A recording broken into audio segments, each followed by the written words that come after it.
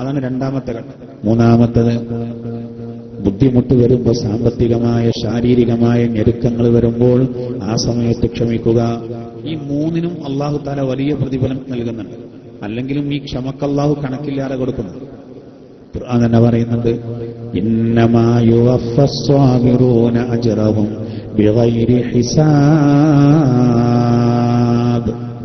ഖുർആനിൽ അല്ലാഹു പറയുന്നു, ഇന്നമാ യുവഫസ്സാബിറൂന അജ്റഹും ബിഗൈരി ഹിസാബ്. ക്ഷമാശീലർക്ക് കയ്യും കണക്കുമില്ലാതെ നൽകപ്പെടും പ്രതിഫലം. എല്ലാത്തിനും കണക്കുണ്ടാവും. എന്നാൽ ക്ഷമിക്കുന്ന ആൾക്കാർക്ക് കണക്കില്ലാതെ കൊടുക്കുന്നത്.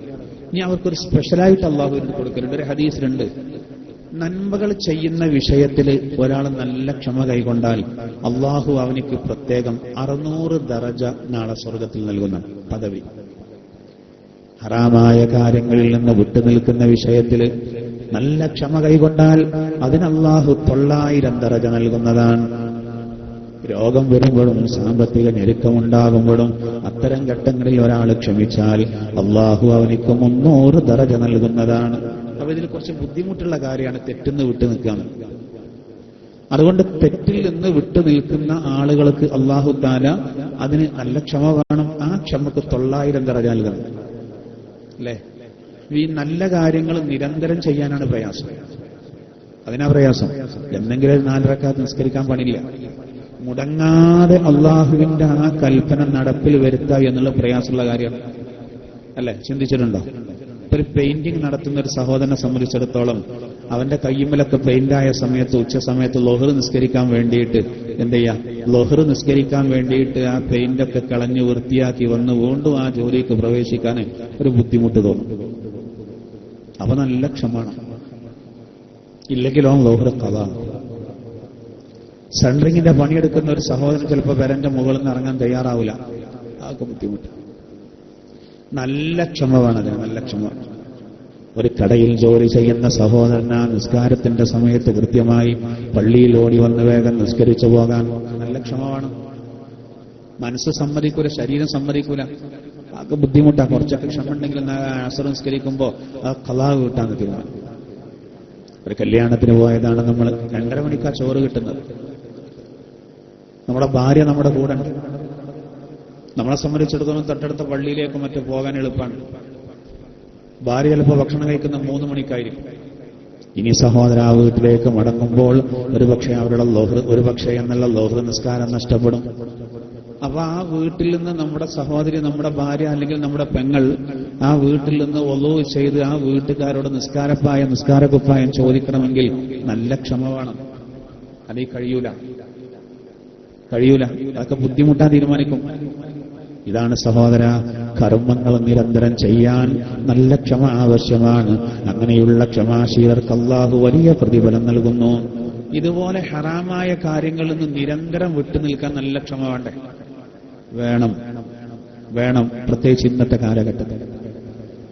കാരണം ഇന്നത്തെ കാലം അങ്ങനെയാണ്. ഇന്നത്തെ കാലം എന്ന് പറയുന്നത് തെറ്റുകളുടെ ആധിക്യം അത് ശരിയാണ് എന്ന് തോന്നുന്ന കാലമാണ്. ബിസ്മില്ലാഹിർ റഹ്മാനിർ റഹീം. ഖുൽ ലാ യസ്തവിൽ ഖബീസു വത്വയ്യിബ്. അല്ലാഹു പറയുന്നു, ഖുൽ ലാ യസ്തവിൽ ഖബീസു വത്വയ്യിബ് വലൗ അഅജബക കസ്റത്തുൽ ഖബീസ് ഫത്തഖുല്ലാഹ യാ ഉലിൽ അൽബാബ്. അല്ലാഹു തആല വിശുദ്ധ ഖുർആനിലൂടെ മാഇദ സൂറത്തിലൂടെ പറയുന്ന പ്രധാനമായ വചനമാണ്, നബിയെ, നന്മയും തിന്മയും ഒരിക്കലും സമമല്ല, നല്ലതും ചീത്തയും ഒരിക്കലും സമമല്ല എന്ന് താങ്കൾ ജനങ്ങളോട് പറയണം. തെറ്റുകളുടെ ആധിക്യം അത് താങ്കളെ ആശ്ചര്യപ്പെടുത്തിയാലും അല്ലാഹുവിന്റെ തിരുദൂതരോട് പറഞ്ഞു, ഫത്തഖുല്ലാഹ യാ ഉലിൽ അൽബാബ് ലഅല്ലകും തുഫ്ലിഹൂൻ. നിങ്ങൾ വിജയികളാകുന്നതിന് വേണ്ടി ബുദ്ധിയുള്ളവരെ നിങ്ങൾക്ക് തഖ്വ വേണം. അവ തെറ്റുകളുടെ ആധിക്യം നമുക്ക് ശരിയാണെന്ന് തോന്നിപ്പോകുന്ന അവസ്ഥ ഉണ്ടാവും. എല്ലാവരും തെറ്റ് ചെയ്യുമ്പോൾ ആ തെറ്റുകളൊക്കെ ശരിയാണെന്ന തോന്നൽ വരും. അതുകൊണ്ട് തന്നെ തെറ്റുകൾ എന്ന് വിട്ടുനിൽക്കാൻ ചില കാര്യങ്ങളൊക്കെ എല്ലാവരും ചെയ്യുന്നുണ്ട്, പ്രശ്നമില്ലാതായിരിക്കും. അപ്പൊ അതിൽ നമ്മൾ മാത്രം അതിൽ നിന്ന് ഒഴിഞ്ഞു നിൽക്കുമ്പോൾ ചില ആളുകൾ പരിഹസിക്കും. ക്ഷമല്ലെങ്കിൽ നമുക്ക് പിടിച്ചേക്കാൻ കഴിയും. ക്ഷമയില്ല എന്നുണ്ടെങ്കിൽ ഒരു കാരണവശാലും നമുക്ക് പിടിച്ചു നിൽക്കാൻ കഴിയില്ല. അതുകൊണ്ട് നല്ല ക്ഷമ ഈ വിഷയത്തിൽ വേണം. അതാണ് ഇവിടെയും അല്ലാഹുവിന്റെ തിരുദൂതരോട് പറഞ്ഞത്, ഫസ്ബിർ സബ്റൻ ജമീലാ, ഭംഗിയായ രൂപത്തിൽ ക്ഷമിച്ചോളൂ. അപ്പൊ 900 ദറജയാണ് തെറ്റുകളെന്ന് വിട്ടുനിൽക്കുന്ന വിഷയത്തിൽ ഒരാളെ ക്ഷമിച്ചാൽ അല്ലാഹു നൽകും.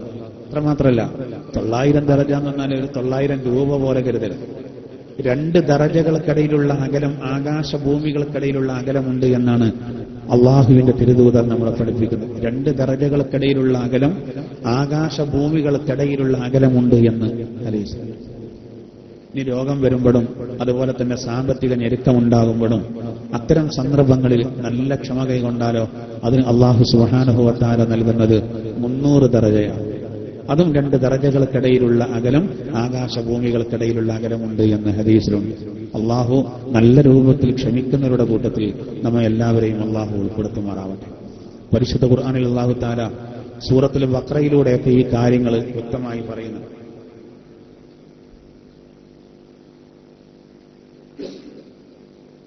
ഒരായത്തിൽ അല്ലാഹു ഇങ്ങനെ പറയുന്നു, ബിസ്മില്ലാഹിർ റഹ്മാനിർ റഹീം, യാ അയ്യുഹല്ലദീന ആമനു ഇസ്തഈനൂ ബിസ്സബ്രി വസ്സലാ ഇന്നല്ലാഹ മഅസ്സാബിരീൻ. അല്ലാഹു തആല ഖുർആനിലൂടെ പറയുന്നു, യാ അയ്യുഹല്ലദീന ആമനു, സത്യവിശ്വാസികളെ, ഇസ്തഈനൂ ബിസ്സബ്രി വസ്സലാ, നിസ്കരിച്ചുകൊണ്ടും ക്ഷമിച്ചുകൊണ്ടും അള്ളാഹുവിനോട് സഹായം തേടണം. ഇന്നല്ലാഹ മഅസ്സാബിരീൻ. അൽ-ബഖറ സൂറത്തിലൂടെ അള്ളാഹു പഠിപ്പിക്കുന്നു, തീർച്ചയായിട്ടും അള്ളാഹു ക്ഷമാശീലരോടൊപ്പമാകുന്നു. ആ പ്രയോഗം നോക്കി, അള്ളാഹു ക്ഷമിക്കുന്നവരോടൊപ്പമാണ്.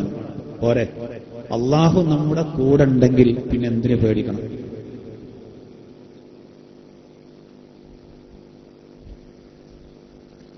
അള്ളാഹു നമ്മുടെ കൂടെയുണ്ടെങ്കിൽ നമ്മൾ എന്തിനു പേടിക്കണം? അള്ളാഹു പറയുന്നത് ഇന്നല്ലാഹ മഅസ്സാബിരീൻ, അള്ളാഹു ക്ഷമാശീലരോട് ഒപ്പമാകുന്നു. അള്ളാഹു ക്ഷമാശീലരോടൊപ്പമാകുന്നു. അപ്പൊ നല്ല ക്ഷമ വേണം. ഏത് ഘട്ടത്തിലും ക്ഷമ കൈകൊള്ളണം. ആദ്യ ഘട്ടത്തിലാണ് ക്ഷമിക്കുന്നത്. അള്ളാഹുവിന്റെ തിരുദൂതർ ഒരിക്കൽ ഒരു ഖബർസ്ഥാനിയിലൂടെ തന്നെ പോവാൻ. അപ്പോൾ ഒരു സ്ത്രീ ഖബർസ്ഥാനിയിൽ നിന്നിട്ട് വല്ലാതെ ബഹളം വെക്കുന്നുണ്ട്. ജാഹിലിയ കാലഘട്ടത്തിൽ ആളുകൾക്കുണ്ട്, ആരെങ്കിലുമൊക്കെ മരിച്ചാല് എന്തെങ്കിലുമൊക്കെ വായിൽ വന്നതൊക്കെ വിളിച്ചു പറഞ്ഞ് തറയിൽ കിടന്ന് ഉരുണ്ട് അവിടെ മുടിയൊക്കെ അവർ തന്നെ സ്വയം വലിച്ച് കുപ്പായത്തിന്റെ മാറ് അവരെന്നെ വലിച്ച് കീറുന്ന അവസ്ഥ. അതൊക്കെ നിരോധിക്കപ്പെട്ടതാണ്, ചെയ്യാൻ പാടില്ല. അപ്പൊ ഖബർസ്ഥാനിയിൽ വന്നിട്ട് ഒരു പെണ്ണ് വിഷമത്തോടുകൂടെ എന്തൊക്കെയോ പറഞ്ഞ് കരയണം. അള്ളാന്റെ തിരുദൂതർ അവരോട് ചെന്നിട്ട് പറഞ്ഞു, ഇങ്ങനെ ചെയ്യരുത്, ക്ഷമിക്കണം. അപ്പൊ ഈ പെണ്ണ് പറഞ്ഞു, എന്റെ മുസീബത്ത് നിങ്ങൾക്ക് എത്തിയിട്ടില്ലല്ലോ. അതായത് ഇത് അള്ളാഹുവിന്റെ തിരുദൂതരാണ് തന്നെ ഉപദേശിക്കുന്നത് എന്നറിയാതെ അള്ളാന്റെ തിരുദൂതരോട് തട്ടിക്കേറി ഈ സ്ത്രീ. ഇനി കൂടുതൽ സംസാരിച്ചിട്ട് കാര്യമില്ല എന്നുള്ള രൂപത്തിൽ അള്ളാന്റെ തിരുദൂതർ അവിടെ നിന്ന് വേഗം മടങ്ങി. ഇത് കണ്ട ഒരാൾ ഈ പെണ്ണിനോട് ചെന്ന് പറഞ്ഞു, നീ ആരോടാ തട്ടിക്കേറിയത്, കയർത്ത് സംസാരിച്ചത്? അള്ളാഹുവിന്റെ തിരുദൂതരോടാ. അത് മുഹമ്മദ് നബിയായിരുന്നു. അതോടുകൂടെ ആ പെണ്ണിന് മരിച്ചതിലേറെ സങ്കടം. അള്ളാന്റെ തിരുദൂതർ തട്ടിക്കേറിയ വിഷയത്തിലായി. ആ പെണ്ണ് നബിയുടെ പിന്നാലെ ഓടി വന്നു. അള്ളാന്റെ തിരുദൂതരുടെ മാപ്പ് പറഞ്ഞു. നബി തങ്ങൾ പറഞ്ഞു, ഒരു ദുരന്തം വരും, ആദ്യഘട്ടത്തിൽ ക്ഷമിക്കും, അതിന് വലിയ കൂലി. ക്ഷമ എന്ന് പറഞ്ഞത് വല്ലാത്തൊരായുധമാണ്. അത് ഇല്ലാത്തത് കൊണ്ടാണല്ലോ പലപ്പോഴും പല ദുരന്തങ്ങൾ. ചില ആളുകൾക്ക് ഭയങ്കര ദേഷ്യമായിരിക്കും. കത്തിക്കുത്തും കൊലപാതകങ്ങളൊക്കെ ഉണ്ടാകുമ്പോൾ ക്ഷമ ഉണ്ടായിരുന്നെങ്കിൽ ഒരിക്കലും സംഭവിക്കൂലായിരുന്നു. ഒരാളെങ്കിലും ക്ഷമിച്ചാൽ മതി, എന്നാൽ പ്രശ്നം ഒഴിവായി കിട്ടുമല്ലോ. 2 കൈകളും കൂടി കൂടുമ്പോഴേ എന്ത് വരുള്ളൂ? ശബ്ദം വരുള്ളൂ. അടിക്കുമ്പോൾ ഒരു കൈ അടിക്കാൻ പോകുമ്പോൾ മറ്റേ കൈ സഹകരിച്ചില്ലെങ്കിൽ ആ ശബ്ദം ഇല്ല. ഒരാൾക്കെങ്കിലും ക്ഷമ ഉണ്ടായി ചില കാര്യങ്ങളൊക്കെ വിട്ടുവീഴ്ച ചെയ്യാൻ തയ്യാറായാൽ അതിന് വലിയ കൂലിയാണ്. അള്ളാഹു വലിയ കൂലി നൽകുന്നത്.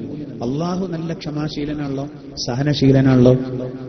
അതുകൊണ്ടാണല്ലോ നമുക്ക് ശിക്ഷ വരാത്തത്. പിന്നെ നമ്മളെന്താ പരസ്പരം ക്ഷമിക്കേണ്ട അവസ്ഥയിൽ നമ്മളെന്താ ക്ഷമിക്കാത്തത്? വിട്ടുവീഴ്ച ചെയ്യേണ്ടടുത്ത് വിട്ടുവീഴ്ച ചെയ്യണം, ക്ഷമിക്കേണ്ടടുത്ത് ക്ഷമിക്കണം. പലപ്പോഴും അത് കാണുന്നില്ല എന്നുള്ളതാണ്. അല്ലാഹു തആല നബിയോട് പറയുന്നത് ഫസ്ബിർ സബ്റൻ ജമീലാ, ഭംഗിയായ രൂപത്തിൽ ക്ഷമിക്കണം.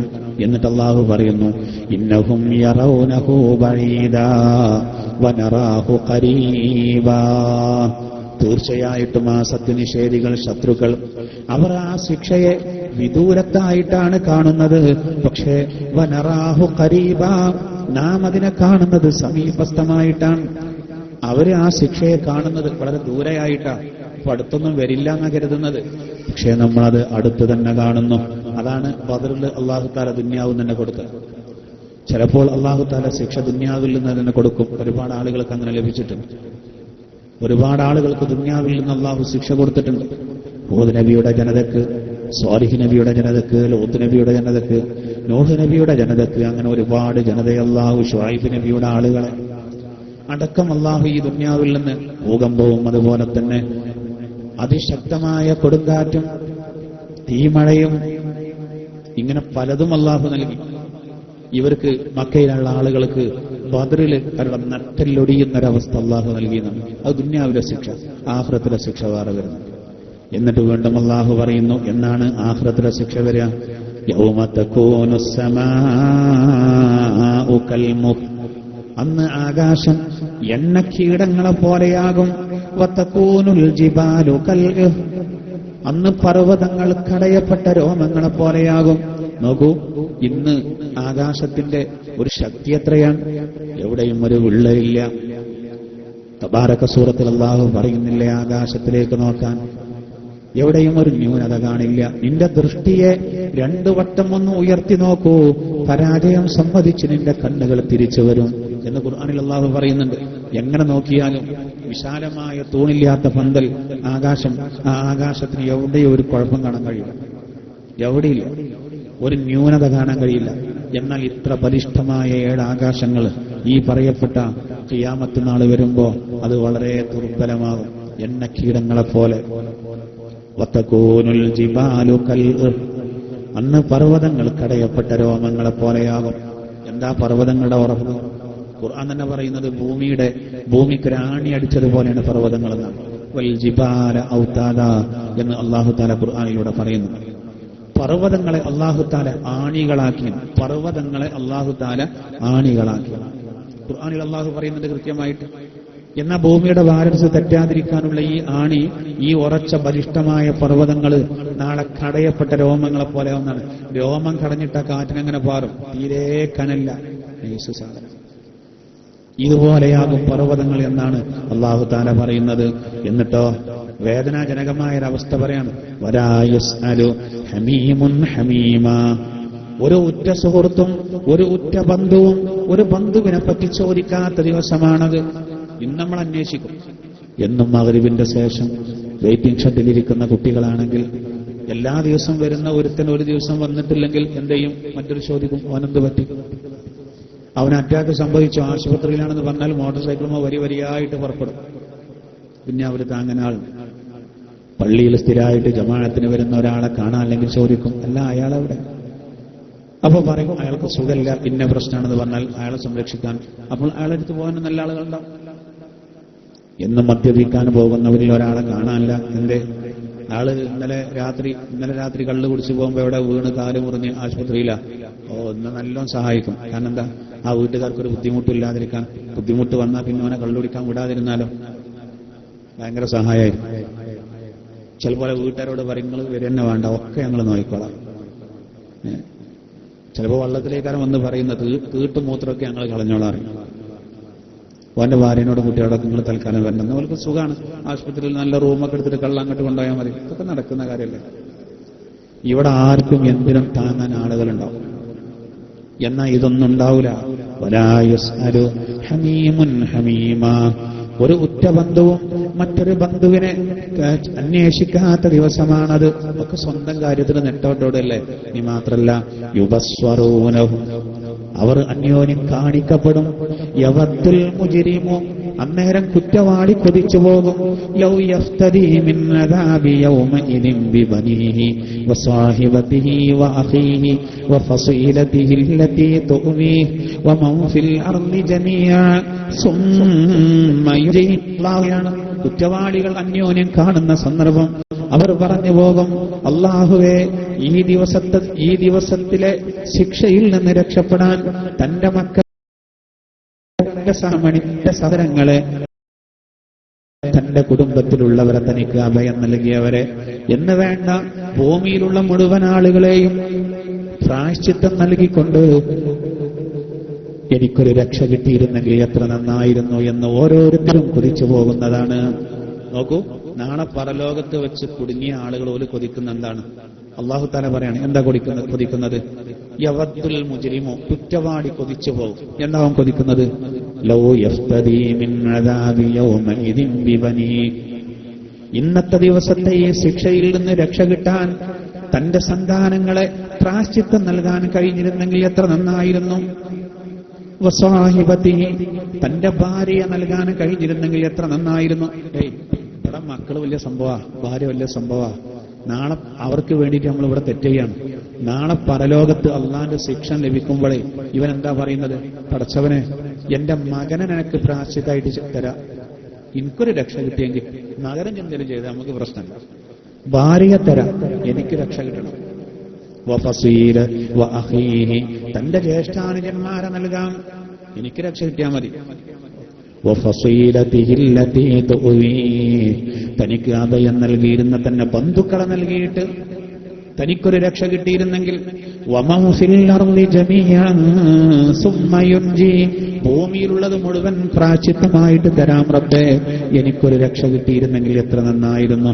അവൻ കൊതിക്കുന്നു. അല്ലാഹു പറയുന്നത്, കല്ലാ, വേണ്ട, ആ കൊതി കൊണ്ടൊരു പ്രയോജനവുമില്ല. ഇന്നഹാ ലവാ, അത് കത്തിയാളുന്ന നരകമാണ്. നസ്സാഅത്തൻ ലിശ്ശവാ, അത് അവന്റെ ശരീരത്തിലെ തൊലിയെ പൊളിച്ചു കളയുന്നതാണ്. നല്ല ശ്രദ്ധിക്കണം നമ്മൾ. ദുനിയാവിലെ മക്കൾക്ക് വേണ്ടി തെറ്റ് ചെയ്യുന്ന ഒരുപാട് പിതാക്കളുണ്ട്, ഒരുപാട് മാതാക്കളുണ്ട്. മക്കൾ ആവശ്യപ്പെടുന്നത് മുഴുവനും വാങ്ങിക്കൊടുക്കുന്നു. മക്കൾ ആവശ്യപ്പെടുന്ന സ്ഥലത്തേക്ക് മുഴുവനും അവരെ പറഞ്ഞയക്കുന്നു. മക്കൾ ആവശ്യപ്പെടുന്ന സ്ഥലത്തേക്ക് മുഴുവനും അവരെ കൂടെ കൊണ്ടുപോകുന്നു. ഈ മക്കളൊന്നും നാളെ രക്ഷക്കുണ്ടാവില്ല. നാളെ നമ്മൾ ആഗ്രഹിക്കുന്നത് എന്താ? നാളെ കൊതിക്കുന്ന എന്താ? അള്ളാന്റെ ശിക്ഷ വരുമ്പോ പടച്ചവന്റെ മക്കളെ തന്നിട്ട് എനിക്ക് രക്ഷ കിട്ടിയിരുന്നെങ്കിൽ. ഇവിടെ ഭാര്യയ്ക്ക് വേണ്ടി തെറ്റുന്ന എത്ര പേരുണ്ട്? എന്റെ ഒരു സുഹൃത്തെന്നോട് പറഞ്ഞു, ഒരാള് ഭാര്യ എപ്പോഴും പറയത്ര ഇയാളോട്, ഈ നമ്മൾ മാത്രമേ സർക്കസ് കാണാൻ പോകാത്തവർ ഉള്ളൂ. അപ്പൊ ഇയാൾ പറഞ്ഞത്രേ, അന്യ ആണുങ്ങളോടുകൂടെ നമ്മളിങ്ങനെ ഇടപഴകി പോകുമ്പോ അത് മഹാഹറാമാണെന്ന് പറഞ്ഞപ്പോ ഇവള് പറയണത്രേ, മൂല്യമാര് വരെ അവിടെ ഉണ്ടാവും. അള്ളാഹു ആലം, അവളെ ആങ്ങളത്തെ വലിയ മൂല്യന്മാരുണ്ടാവും. അള്ളാഹു ഇത്ര കൃത്യമായിട്ട് പറയാം. മൂല്യര് പറഞ്ഞാൽ മുസ്ലിയാർ അല്ലേ? മുസ്ലിയാർ എന്ന് പറഞ്ഞാൽ മുസ്ലിഹ് ആർന്ന, അല്ലെങ്കിൽ മുസല്ലി ആർന്ന. ഒരു മാസം ഓതാൻ പോയി ചാടിയ ഓനും മൂല്യരായി ജനങ്ങളെ കണക്കിൽ. എന്ത് തരികിട ഒപ്പിച്ചാലും മൂല്യര് ചെയ്തു എന്നാണ് പറയുക. യഥാർത്ഥത്തിൽ സഹോദര, മുസല്ലി ആർന്നാണ്. 6 ബഹുമാനപൂർവം എന്നാണ്, തമിഴാണ്. നിസ്കരിക്കുന്ന കാര്യപ്പെട്ട ആൾ എന്നുള്ള അർത്ഥത്തിൽ. മുസ്ലിഹ് എന്ന് പറഞ്ഞാൽ പരിഷ്കർത്താവ്. അപ്പൊ മുസ്ലിഹ് ആർ എന്ന് പറഞ്ഞാൽ ബഹുമാനപ്പെട്ട പരിഷ്കർത്താവ്. അതിങ്ങനെ പറഞ്ഞു മുസ്ലിഹ് ആർ എന്നൊക്കെ പറയാൻ ബുദ്ധിമുട്ടായിരിക്കും. അങ്ങനെയാണ് പറഞ്ഞു വന്നാണ് മുസ്ലിയാർ. അത് കുറച്ചും കൂടി കളിയാക്കിയിട്ട് ചിലർക്ക് മൂല്യർ എന്നൊക്കെ പറയും. ചിന്തിക്കണം സഹോദര. അപ്പൊ ഭാര്യമാര് ഓൽക്കൊരു തെറ്റ് ചെയ്യാൻ കൂടെ നിൽക്കാൻ ഏത് അടവും അവർ പ്രയോഗിക്കും. ശ്രദ്ധിച്ചോളൂ, ഒരിക്കലും കൂട്ടു നിൽക്കരുത് തെറ്റിന്. കാരണം നാളെ അവൾ നമ്മുടെ രക്ഷയ്ക്ക് വരില്ല. അവൾ അള്ളാഹുവോട് പറയുന്നത്, പടച്ചോനെ, എന്റെ ഭർത്താവിനെ തരാം, എനിക്ക് രക്ഷ നൽകണം. അത് പറയും. നമ്മളോടൊരു സ്നേഹം ഉണ്ടാവില്ല. അവിടെ ആരോടൊരു ബന്ധമില്ല. അതുകൊണ്ടാണ് ഇന്ന് നമ്മൾ ആ കാര്യം ശ്രദ്ധിച്ചിട്ടില്ലെങ്കിൽ വിരല് കടിക്കുന്നൊരവസ്ഥ നമുക്ക് വരും. അള്ളാഹു നമ്മളെ കാക്കുമാറാവട്ടെ. ഖുർആനിൽ അള്ളാഹു ഈ സംബന്ധമായിട്ട് അനവധി സ്ഥലങ്ങളിൽ പറയുന്നുണ്ട്. ഒരായത്ത് നോക്കും. ബിസ്മില്ലാഹിർ റഹ്മാനിർ റഹീം. ഇന്നമാ യാ അയ്യുഹല്ലദീന ആമനൂ ഇന്ന മിൻ അസ്വാജികും വഔലാദികും അദുവ്വൻ ലക്കും ഫഹ്ദറൂ. ഖുർആന്റെ പ്രയോഗം നോക്കി. സത്യവിശ്വാസികളെ, തീർച്ചയായിട്ടും നിങ്ങളുടെ ഇണകളിലും നിങ്ങളുടെ സന്താനങ്ങളിലും നിങ്ങൾക്ക് ശത്രുക്കളുണ്ട്, സൂക്ഷിച്ചോളൂ. പരലോകത്ത് ഇവരെ നമുക്കെതിരാവാണ്. നിങ്ങളുടെ ഭാര്യമാരിൽ, നിങ്ങളുടെ ഭർത്താക്കന്മാരിൽ, അതായത് ഇണകൾ, അതുപോലെ നിങ്ങളുടെ മക്കൾ, അവരിൽ നിങ്ങൾക്ക് ശത്രുക്കളുണ്ട്. ഫഹ്ദറൂ, അവരെ സൂക്ഷിച്ചോളൂ.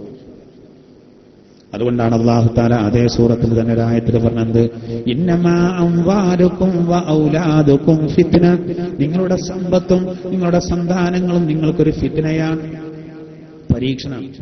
ജയിക്കും ചെയ്യും, പരാജയപ്പെടും ചെയ്യും. രണ്ടും, മക്കളും സമ്പത്തും നമുക്കുണ്ടെങ്കിൽ അതൊരു പരീക്ഷണം, അതുവഴി നമുക്ക് വിജയിക്കാം. എന്നാൽ നേരെ മറിച്ച് പരാജയപ്പെടും ചെയ്യാം. നോക്കൂ, ഒരാളെ മകൻ ഹിഫ്ള് പഠിക്കുകയാണ്, ഖുർആൻ മുഴുവനും കാണാതെ പഠിക്കാൻ പോയ കുട്ടിയാണ്.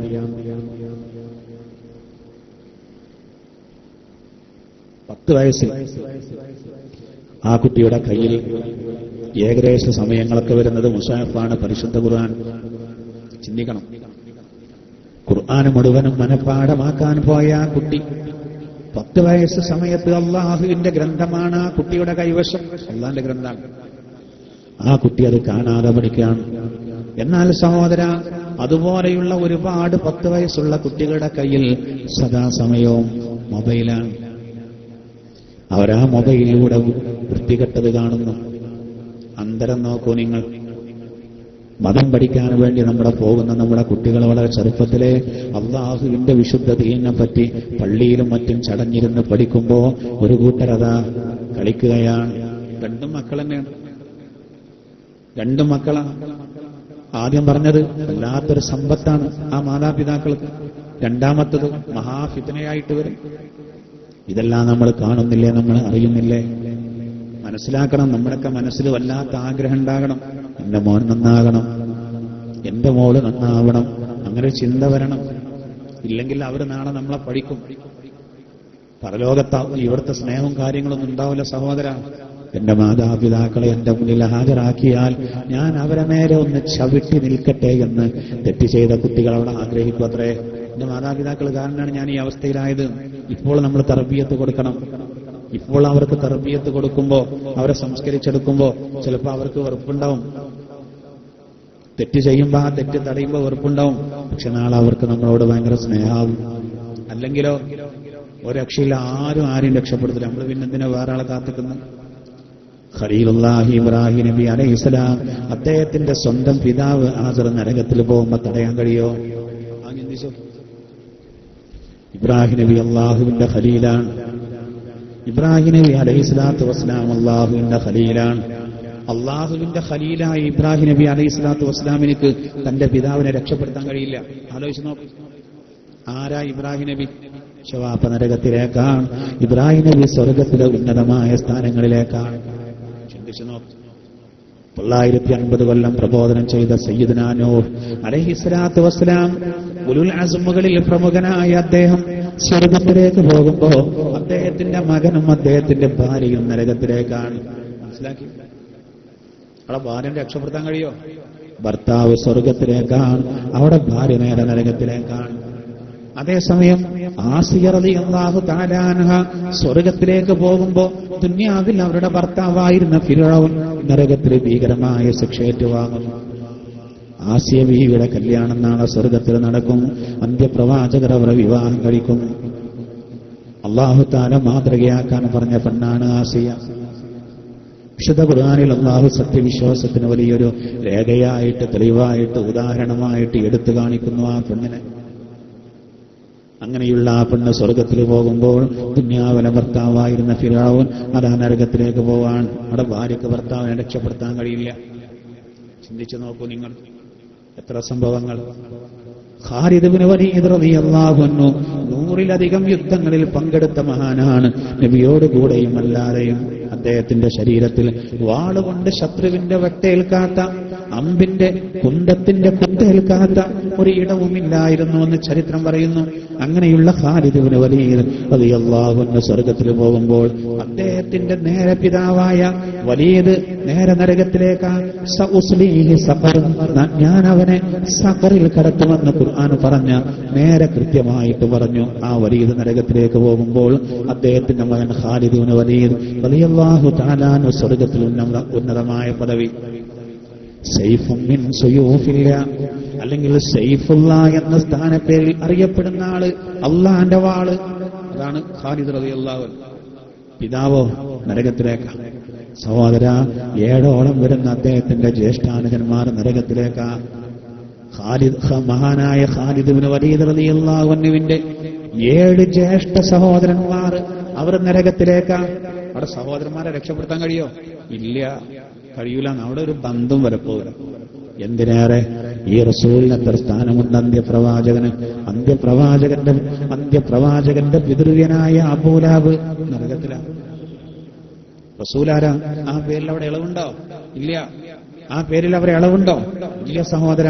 ഇബ്രാഹിം നബിയുടെ പിതാവ് ആസർ കറുത്തിരണ്ട രൂപത്തിൽ ഒരു ഹിംസ്ര ജന്തുവിന്റെ കോലത്തിൽ കാണുമ്പോ ഇബ്രാഹിം നബി അലൈഹി സ്വലാത്തു വസ്സലാം അള്ളാഹുവോട് പറഞ്ഞു നോക്കും, പഠിച്ചവന്റെ വാപ്പയുള്ളത് ഇല്ല ഇബ്രാഹിം, അങ്ങനെ ഒരു ബന്ധം ഇവിടെ നടക്കൂല.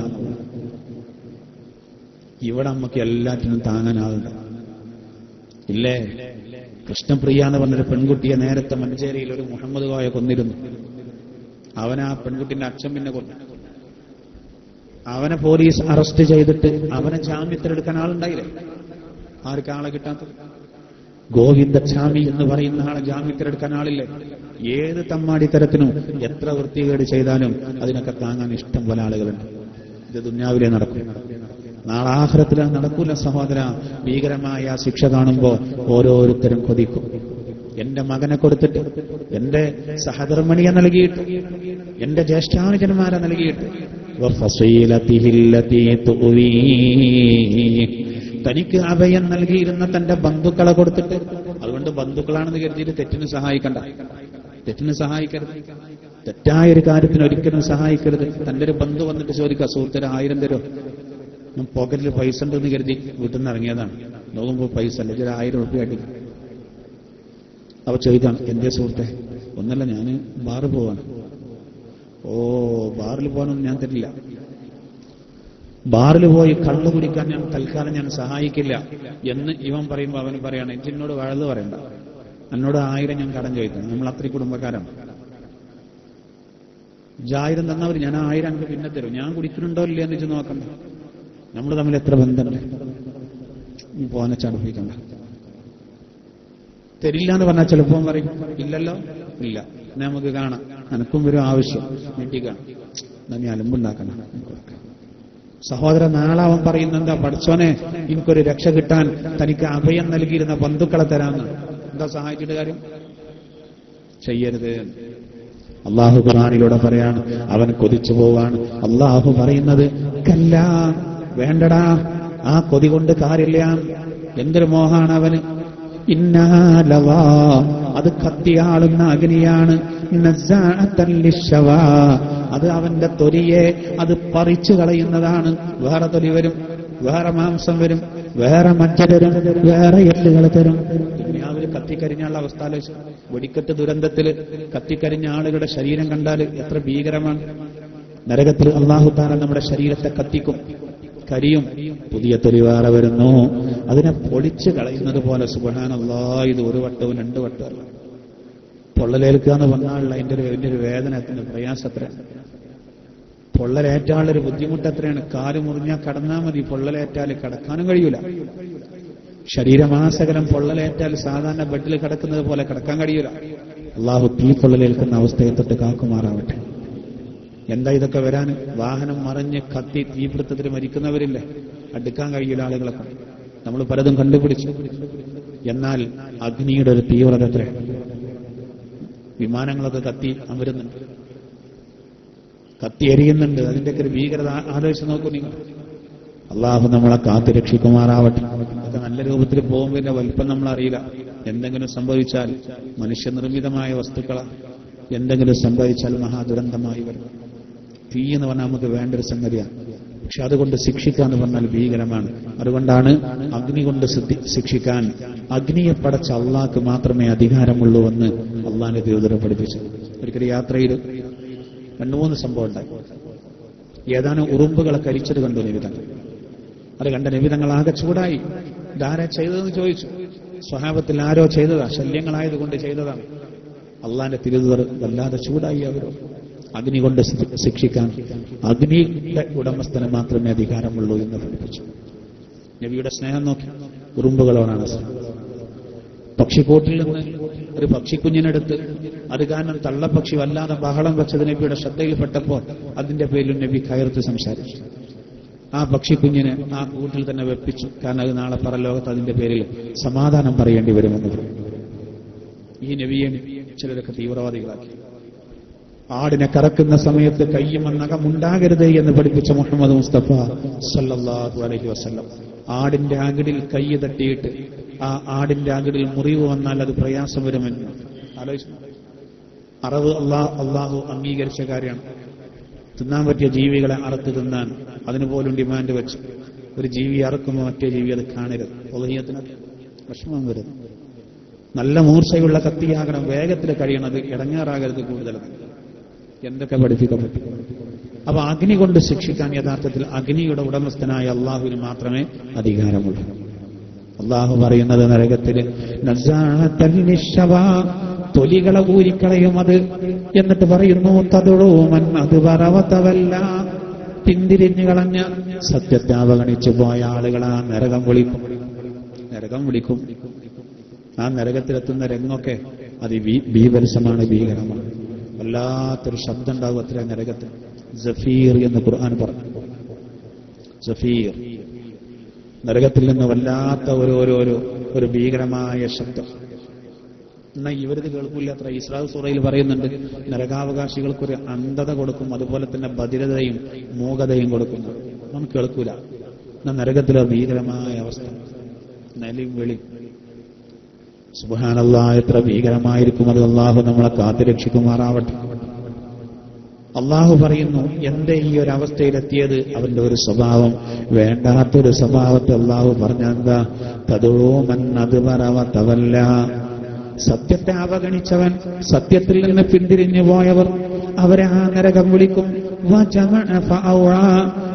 ധനത്തെ ഒരുമിച്ച് കൂട്ടുകയും അതിനെ സൂക്ഷിച്ചു വെക്കുകയും ചെയ്തവൻ. ധനത്തെ ഒരുമിച്ച് കൂട്ടുന്നതിന് പ്രശ്നമില്ല, ധനം സൂക്ഷിച്ചു വെക്കുന്നതിനും കുഴപ്പമില്ല. പിന്നെ ഏതാ പ്രശ്നം? അള്ളാഹുവിനോടുള്ള ഹക്ക് മറന്ന് സമ്പത്ത് ഒരുമിച്ച് കൂട്ടുകയും അത് സൂക്ഷിച്ചു വെക്കുകയും അതിൽ ശകലായി. നിങ്ങൾ ശ്രദ്ധിച്ചോളി. അള്ളാഹു പറയുന്ന എന്താ? എന്തേ ഓനെ നരകത്തിൽ കിടക്കാൻ കാരണം? എന്താ ഈ ഭീകരമായ ശിക്ഷയുടെ കാരണം? എന്താ? അള്ളാഹു പറയുന്നത് അവൻ ധനത്തെ ഒരുമിച്ച് കൂട്ടിയവനും അതോടുകൂടെ അതിനെ സൂക്ഷിച്ചു വെച്ചവനുമാണ്. അവന്റെ പണി അതാണ്. കുറെ സമ്പത്തുണ്ടാക്കുക എന്നുള്ള ചിന്ത, അള്ളാഹുവോടുള്ള ഹക്ക് മറന്നുപോകും. കഴിഞ്ഞ ആഴ്ച ഒരു സഹോദരൻ എന്നോട് അനുഭവം പറയുന്നു. വെള്ളിയാഴ്ച ഡോക്ടറുടെ സമീപം പോയി, ഡോക്ടറെ കാണാൻ വേണ്ടി പോയി. അപ്പോ ഹോസ്പിറ്റലിൽ ഡോക്ടറെ റൂമിന്റെ മുന്നിൽ OP-യിൽ വരി നിൽക്കുകയാണ്. കുറെ ആളുകളുണ്ട്. അപ്പോ ബാങ്ക് കൊടുത്തു. വെള്ളിയാഴ്ച അല്ലേ. ഡോക്ടർ മുസ്ലിമാണ്. അപ്പൊ എന്നോട് പറയുന്ന ഈ സഹോദരൻ ഇങ്ങനെ ചിന്തിച്ചു, ഇനിയിപ്പോ എന്തായാലും കാര്യമായിട്ട് പരിശോധന ഉണ്ടാവില്ലായിരിക്കും, കാരണം ജുമക്ക് പോകണം. അപ്പോൾ അവിടെ എല്ലാ കാര്യങ്ങളും ഹെൽപ്പ് ചെയ്യുന്ന ഒരു നേഴ്സ് ആ പെൺകുട്ടിയോട് എന്നോട് പറഞ്ഞ ഈ സഹോദരൻ ഇനി ജുമ കഴിഞ്ഞിട്ട് വന്നാൽ പോരെ, ഏതായാലും തന്നെ ഡോക്ടർ ജുമക്ക് പോകില്ലെന്ന് വെച്ചു. പിന്നെ നേഴ്സ് പറയും ഡോക്ടർക്ക് അങ്ങനെ ജുമയൊന്നുമില്ല, ഡോക്ടർ 1:30 ചോറുന്നാൻ പോകും, നിങ്ങൾ പോയാൽ സമയം നഷ്ടപ്പെടുന്നു. അപ്പൊ ഈ ഡോക്ടർ മുസ്ലിമാണ്, പക്ഷെ അയാൾക്ക് ജുമയൊന്നുമില്ല എന്നാണ്. പിന്നെ ബാക്കിയുള്ള കഥ പറയണ്ടല്ലോ. നേരെ മറിച്ച് ആ ഡോക്ടർ, ഒരു മുസ്ലിം ഡോക്ടർ, നിസ്കാരത്തിന്റെ കാര്യത്തിൽ അതീവ ശ്രദ്ധ ചെലുത്തുന്ന ഒരു ഡോക്ടർ, അങ്ങനെ ശ്രദ്ധ ചെലുത്തുന്നുണ്ട് രോഗികൾക്ക് തോന്നിയാൽ കുറച്ച് സമയം അയാൾ നിസ്കരിക്കാൻ പോയിട്ട് സമയം വൈകിയാലും ആ ഡോക്ടറെ അടുത്ത് ഭയങ്കര തിരക്കായിരിക്കും. ഡോക്ടർ നല്ലൊരു ഭക്തനാണ്, കൈപുണ്യുണ്ടാവും. ആ മുസ്ലിങ്ങൾ വരെ അയാളെടുത്തേക്ക് വരും, അയാൾ നല്ലൊരു ഡോക്ടറാണ്, മുസ്ലിം പേരിൽ അറിയപ്പെടാ. എന്നിട്ട് ആലോചിച്ച് നോക്കൂ നിങ്ങൾ, അദ്ദേഹത്തിന് 4 ആളെ പരിശോധിച്ചിട്ട് ഇത് ഉണ്ടാക്കാൻ നോക്കുകയാണ്, ദുനിയാവ് ഉണ്ടാക്കാൻ നോക്കുക. ഡോക്ടർ എന്ന് പറയണ്ട, എല്ലാവരും പിന്നെ വളരെ ശ്രദ്ധിക്കുന്ന ആളുകളുണ്ട് ഏത് ഫീൽഡിലും, ഡോക്ടറാകട്ടെ എഞ്ചിനീയർ ആകട്ടെ ആരാണെങ്കിലും തീരെ ശ്രദ്ധിക്കാത്തവരും. സഹോദര, ചിന്തിക്കണം, വെറും പണമുണ്ടാക്കുക എന്നുള്ള ഒരു ലക്ഷ്യം മാത്രം. അത് സൂക്ഷിച്ചു വെക്കുക, അതിന്റെ വർധനവിൽ സന്തോഷിക്കുക, അതിങ്ങനെ ഇടക്കിടക്ക് കണക്ക് നോക്കുക, അതിൽ വല്ലാതെ സന്തോഷിക്കുക. സന്തോഷിക്കുന്നതിനും കണക്ക് നോക്കുന്നതിനും സൂക്ഷിച്ചു വെക്കുന്നതിനൊന്നും കുഴപ്പമില്ല. പക്ഷെ അത് അള്ളാഹുവിനോടുള്ള ഹക്ക് വീട്ടുന്നതിൽ ഒരു തടസ്സമാകാൻ പാടില്ല.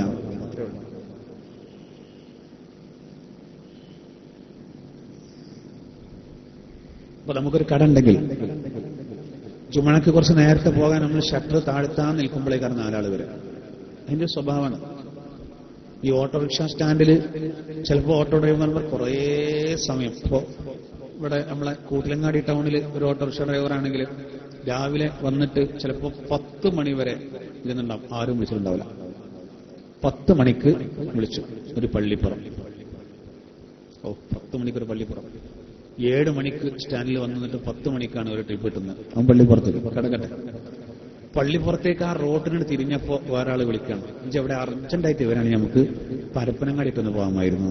അപ്പൊ ഇയാൾക്കുണ്ടാകും ഒരു ഫീലാണ്, ഇതുവരെ അവൻ എവിടെയായിരുന്നു. ഈ പള്ളിപ്പുറത്തേക്ക് കയറിയ ആളെ ഇവിടെ ഇറങ്ങിക്കോ, എനിക്ക് ഇതിലേറെ വലിയൊരു ട്രിപ്പ് കിട്ടിയെന്ന് പറയാൻ വയ്യ. ഇയാളെ പള്ളിപ്പുറത്ത് ഇറക്കി വരുമ്പോഴേക്ക് ചിലപ്പോ ഈ പരപ്പനങ്ങാടി എന്തായും നഷ്ടപ്പെടുന്നു. അവസാനിച്ച് വേറെ വണ്ടി വിളിച്ചോ, മനസ്സിലാകെ ടെൻഷനായി ഇങ്ങനെ പോകുമ്പോഴേക്കാരം വേറെ അടുത്തന്റെ വിളി, കോട്ടയ്ക്കൊന്ന് പോകുന്നുണ്ട്, പെട്ടെന്ന് മാറ്റി ഒരുങ്ങി നിൽക്കുകയാണ്. ഇതുവരെ ആരും വിളിച്ചില്ല. ഇതേപോലെയാണ് നമ്മൾ ഇപ്പൊ ജമാഅത്ത് നിസ്കാരത്തിന് കടിയിൽ നിന്നാണ് ഇറങ്ങിപ്പോണെന്ന് കരുതി അപ്പൊ വരും ഒരാൾ. അപ്പൊ നമുക്ക് തോന്നിപ്പോകും എന്ത്, എല്ലാ കാര്യങ്ങളും യഥാർത്ഥത്തിൽ നോക്കൂ നിങ്ങൾ, സമ്പത്ത് നമ്മൾ ഒരുമിച്ച് കൂട്ടുകയും വെറും അതിന്റെ പേരിൽ മാത്രം നമ്മുടെ സമയം ചെലവഴിച്ചു. എത്രയോ ആളുകൾ അങ്ങനെയുണ്ട്, അള്ളാഹിനുള്ള ഹക്കില്ല. രോഗിയെ സന്ദർശിക്കാൻ അവരെ കാണൂല, മരിച്ചെടുത്ത് അവരെ കാണൂല, നല്ല കാര്യങ്ങൾക്കൊന്നുമില്ല, കുടുംബ ബന്ധം അവർ ചാർത്തൂല, സമയമില്ല. അങ്ങനെ ഒരു ഓട്ടാണ്. ആ ഓട്ടത്തിന്റെ ഇടയിൽ എപ്പോഴോ ഒരു വേദന പോയി. ഞാൻ കഴിഞ്ഞ ക്ലാസ്സിൽ പറഞ്ഞില്ലേ, ഉണ്ടാക്കി വെച്ചതൊക്കെ വെറുതെ. പിന്നെന്തായി അവസാനം? നമ്മുടെ ശരീരത്തിലെ മാംസങ്ങൾ പുഴുക്കൾക്കാണ്, അസ്ഥികൾ അത് മണ്ണിനുള്ളതാണ്, മുതലാകട്ടെ അനന്തരാവകാശികൾക്കുള്ളതാണ്. റൂഹ് അത് പിടിക്കുന്ന ആത്മാവ് അത് പിടിക്കുന്ന മലക്കിനുള്ളതാണ്. ഇനി അമലുകളുള്ളത്, ആ അമലുകൾ നമ്മൾ വേറെ ആർക്കും കൊടുക്കുന്നൊരവസ്ഥ ഉണ്ടാകരുത്. ആർക്കൊരു ബാധ്യത ഉണ്ടാക്കണ്ട, ആരെയും ദ്രോഹിക്കണ്ട. അപ്പൊ അമലുകളൊക്കെ അവർക്ക് കൊടുക്കേണ്ട ഒരവസ്ഥ നമുക്ക് വരും. അള്ളാഹു നമ്മളെ കാത്തു രക്ഷിക്കുമാറാവട്ടെ. അപ്പൊ ഈ ആയത്തുകളിൽ നിന്ന് പാഠം ഉൾക്കൊണ്ടുകൊണ്ട് നമ്മൾ ജീവിതത്തിൽ വിജയം നേടണം ഇൻഷാ അല്ലാഹ്. ഇനി അടുത്ത ആയത്തിൽ പ്രധാനപ്പെട്ട മറ്റൊരു വിഷയം തുടങ്ങുകയാണ്. അത് ഇൻഷാ അല്ലാഹ് അടുത്ത ക്ലാസ്സിൽ നമുക്ക് വിശദീകരിക്കാം. വളരെ പ്രധാനപ്പെട്ട വിഷയമാണ് അടുത്ത ക്ലാസ്സിൽ വരുന്നത്. അല്ലാഹു തആല നമുക്ക് അത് പൂർത്തീകരിക്കാൻ തൗഫീഖ് നൽകുമാറാവട്ടെ. ആമീൻ എന്ന് പ്രാർത്ഥിച്ചുകൊണ്ട് ഞാൻ അവസാനിപ്പിക്കാം. ബിസ്മില്ലാഹിർ റഹ്മാനിർ റഹീം. ഫഅലം അന്നഹു ലാ ഇലാഹ ഇല്ലല്ലാഹ്, ലാ ഇലാഹ ഇല്ലല്ലാഹ്, لا إله إلا الله، لا إله إلا الله، لا إله إلا الله، لا إله إلا الله، لا إله إلا الله، لا إله إلا الله، لا إله إلا الله، لا إله إلا الله، لا إله إلا الله، لا إله إلا الله، لا إله إلا الله. أستغفر الله العظيم، أستغفر الله العظيم، أستغفر الله العظيم، أستغفر الله العظيم، أستغفر الله العظيم، أستغفر الله العظيم، أستغفر الله العظيم، أستغفر الله العظيم، أستغفر الله العظيم، أستغفر الله العظيم، أستغفر الله العظيم، أستغفر الله العظيم، أستغفر الله العظيم، أستغفر الله العظيم، أستغفر الله العظيم، أستغفر الله العظيم. اللهم صل على محمد والآل كلهم وسلم. اللهم صل على محمد والآل كلهم وسلم. اللهم صل على محمد والآل كلهم وسلم. اللهم اللهم صل على محمد والآل كلهم وسلم اللهم صل على محمد والآل كلهم وسلم اللهم صل على محمد والآل كلهم وسلم اللهم صل على محمد والآل كلهم وسلم. الحمد لله رب العالمين حمدا يوافي نعمه ويكافي مزيدا. اللهم صل على سيدنا محمد وعلى آل سيدنا മൗലാനാ മുഹമ്മദ്. അല്ലാഹുവേ, വിശുദ്ധ ഖുർആന്റെ മജ്ലിസിൽ ഞങ്ങളെ ഒരുമിച്ച് കൂടിയത് സ്വീകരിക്കണേ റഹ്മാനെ. ഞങ്ങൾ ചൊല്ലിയ ദിക്റിന്റെ മഹത്വം കാരണം അല്ലാഹുവേ പൈശാചികമായ ദുർബോധനങ്ങളിൽ നിന്ന് കാക്കണേ റഹ്മാനെ. അല്ലാഹുവേ, ഞങ്ങളുടെ ഇബാദത്തുകൾ സ്വീകരിക്കണേ റഹ്മാനെ.